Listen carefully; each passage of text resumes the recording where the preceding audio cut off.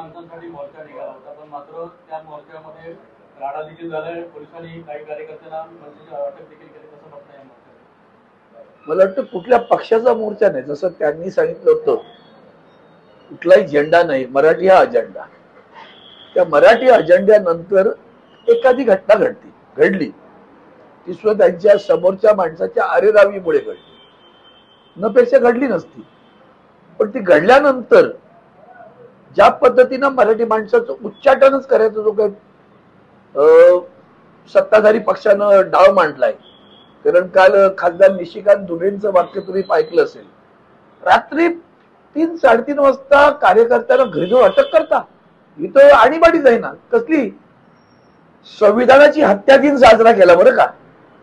Bharatiya Janata party रोज संविधानाची हत्या करते, रोज. मी अतिशय जबाबदारी रोज हत्या करते. एकच महाराष्ट्रातील जनतेसाठीच विचारतो, गेल्या 3 वर्षात महाराष्ट्रात एकही नगरपालिका, महानगरपालिका, जिल्हा परिषदेची निवडणूक झाली नाही. ही संविधानाचा सन्मान की संविधानाची हत्या की संविधानाचा अवमान, एवढं एकच जरी लक्षात घेतलं तर कळेल. लोकशाहीच्या मुळावर येणारी लोक आहेत ती. त्यांना वेगळंच, म्हणजे उदाहरणार्थ पहलगाम कसं विसरवायचं हा त्यांचा मूळ अजेंडा असतो. अजेंडा काय की तुम्ही पहलगाम मधनं बाहेर या. पहलगामचे मारेकरी मिळत नाहीत आजही. लाज वाटली पाहिजे. पुलवामा तर तेच आहे ना अजूनही. पुलवामा तर कुठे आहे? आणि तुम्ही आपल्या माध्यमातून सातत्यानं हे अशा बातम्या दिवसभर दाखवत राहणार का? तर त्याच्यातून सुद्धा त्यांना एक नॅरेटिव्ह सेट करायचंय. हिंदी मराठी, महाराष्ट्रानं हिंदीला कधी विरोध नाही केला बरं का. महाराष्ट्रात कधीही तू हिंदू बोलतोय, हिंदी बोलतोय म्हणून कोणी कोणाला मारलं नाही. महाराष्ट्रात आणि मुंबई राजधानीत हिंदी सिनेमाची सगळी बॉलिवूड ज्याला म्हणतात ते तिथं आहे. ते संपन्न झालं, प्रगत झालं मुंबईत, महाराष्ट्रात. महाराष्ट्रातल्या कुठल्याही गाव खेड्यातल्या माणसाने पण कोणाला मारलं नाही. मग कशासाठी करताय डांगोपिटा? तुम्हाला सगळ्यांना एक आठवण करून देतो. सुशांत सिंग नावाच्या एका कलावंतानं आत्महत्या केली. कलावंत होता, त्याची आत्महत्या झाली. पोलिसांच्या चौकशी सगळं निष्पन्न झालं. बिहारच्या निवडणुकीत कमळ लावून भारतीय जनता पार्टीने प्रचार सुशांतचा फोटो लावून केला. तुम्ही नाही भूलेंगे. काय संबंध होता हो सांगा? विधानसभेच्या निवडणुकीत सुशांत सिंगची आत्महत्या आणि बिहारच्या निवडणुकीत तुम्ही नाही भूलेंगे. कळत नाही का आपल्याला अजूनही? आता स्वतः तेच चालू आहे. हे सगळं बिहारच्या निवडणुकीसाठी सुरू आहे. आणि मग तिथे त्याचं पोलरायझेशन ज्याला म्हणतो, ध्रुवीकरण कसं करावं, त्याचा हा सगळा त्यांचा ते कपट कारस्थानी लोकांची टीम आहे त्यांच्याकडे. ते नावानिशी करत नाहीत बरं का. तुम्ही समाज माध्यमांवर जा, सोशल मीडिया त्याच्यावर जा, बिन नावाचे असतात सगळे, बापच नसतो त्यांचा. पाकड्या तिकड्या घाणेरड्या टीका करणारी माणसं सतत चालू असतं ट्रोलिंग. पैसे देऊन ट्रोलिंगसाठी बसवलेली टीम आहे.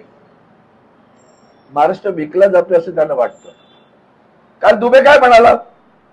हेच तर शिवसेना उद्धव बाळासाहेब ठाकरे पक्ष म्हणतोय ना, महाराष्ट्रातलं उद्योग गेले.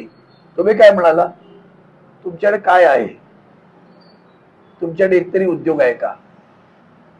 सेमीकंडक्टर पण गुजरातला गेलं. Institute of financial services centre IFSC गुजरातला गेलं. सगळे उद्योग गुजरातला नेले. तुमच्याकडे काय आहे? कोणी विचारलं? झारखंडच्या खासदारांनी मराठी माणसाला विचारलं बरं का. आमच्या पैशावर जगताय हा बाज भारतीय जनता पक्षाचा खासदाराला आला कुठून? चिड येत नाही मराठी माणसाला?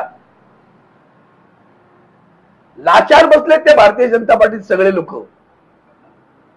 ती लाचारांची फौज आहे आणि त्या लाचारांनी महाराष्ट्राला अवमानित करण्याचं, म्हणजे क्षणाक्षणाला महाराष्ट्राला अवमानित करतात आणि प्रत्येक दिवशी या देशाच्या लोकशाहीची हत्या करतात. म्हणून याचा निषेध करताना काल सुद्धा जी घटना घडली, ती काय घटना तिथे घडली, मोर्चा काढू देणार नाही, त्यांना मोर्चा काढू देता. ही लोकशाही. रात्री जो पहाटे अटक करता ही लोकशाही. मराठी माणसा आता तरी जागा हो बरं का.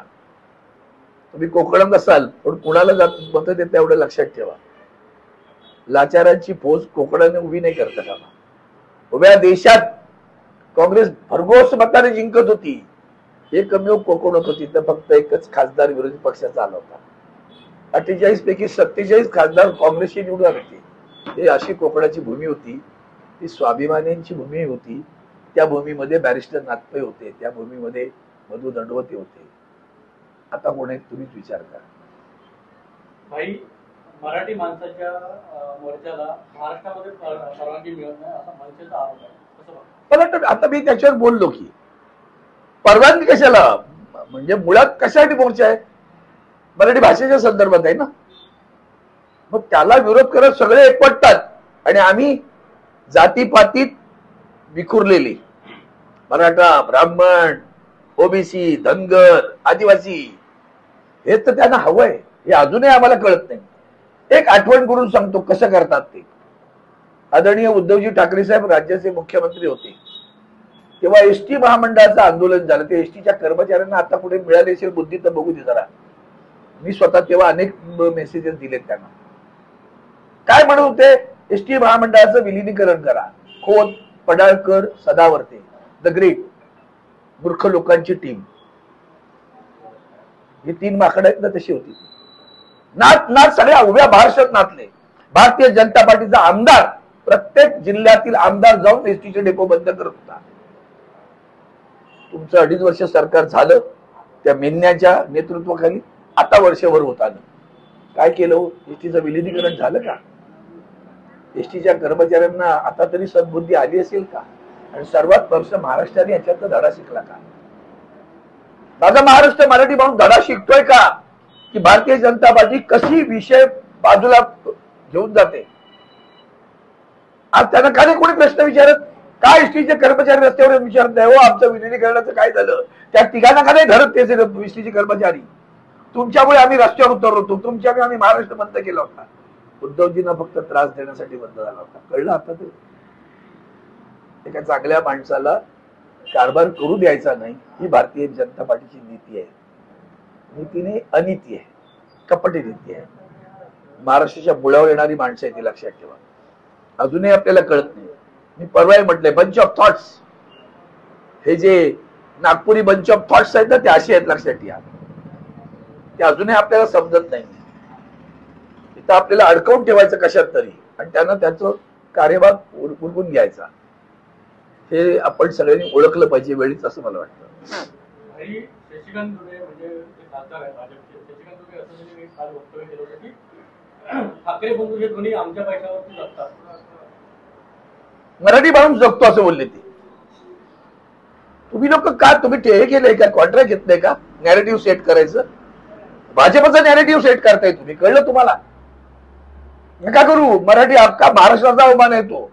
आमच्या पैशावर जगताय असं ते म्हणाले महाराष्ट्राला. हेच आहे तुमचं. यावेळेस म्हणतात नॅरेटिव्ह सेट करणं. आता यांनी कसं केलं बघा. प्रश्न कसा विचारला, बाजूला न्यायचंय. अख्ख्या महाराष्ट्राचा अपमान झाला ते नाही, बाजूला न्यायचा विषय.